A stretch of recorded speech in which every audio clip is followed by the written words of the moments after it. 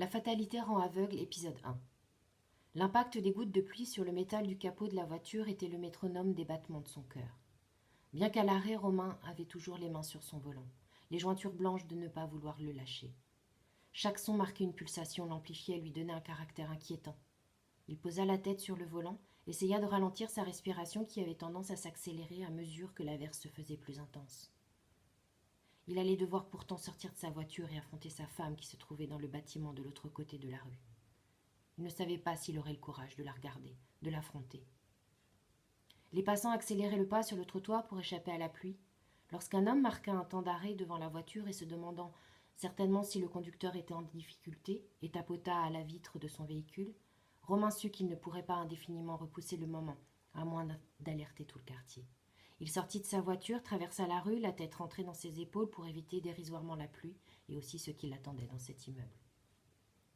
Passant la porte, Romain posa un regard sur Léonie, et sa colère explosa. Une vague d'incompréhension le submergea. Comment as-tu pu nous faire ça? Tu voulais partir sans un mot, sans rien, tu fuyais sans une pensée pour nous? Mais putain, Léonie, tout ce que nous avons construit ne signifie donc rien pour toi? Tu as toujours voulu être différente de ta mère, de son inconsistance, de sa vulnérabilité au charme du changement perpétuel. J'y ai cru, je t'ai suivi dans ton projet de vie pour nous, pour toi. Putain, Léonie, dès le premier jour, je n'ai voulu n'être qu'avec toi. Chaque instant de ma vie, depuis les bancs de la flaque, je n'ai désiré qu'une seule chose, être à tes côtés.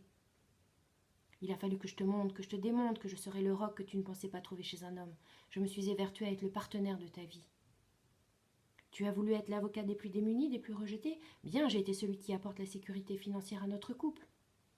Tu as voulu qu'on ne scelle pas notre union devant une quelconque autorité religieuse? Bien, je me suis assis sur les rêves de mes parents d'une allée d'église remplie à craquer de la famille et de notables du coin, et je nous ai réservé des billets d'avion pour Las Vegas. Tu as voulu qu'on s'installe à Paris? Bien, je suis devenu le plus parisien des provinciaux, et j'ai renié toute la douceur d'une petite ville en Touraine. Tu as voulu qu'on attende pour avoir des enfants? Bien.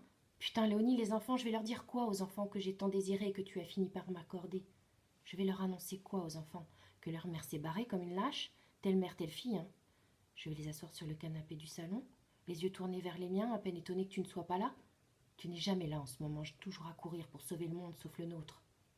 Je vais prendre leurs petites mains dans les miennes, je sentirai leur douce chaleur inonder mon cœur glacé, je leur dirai quoi, Léonie? Vas-y, dis-moi, je vais leur dire quoi à nos enfants?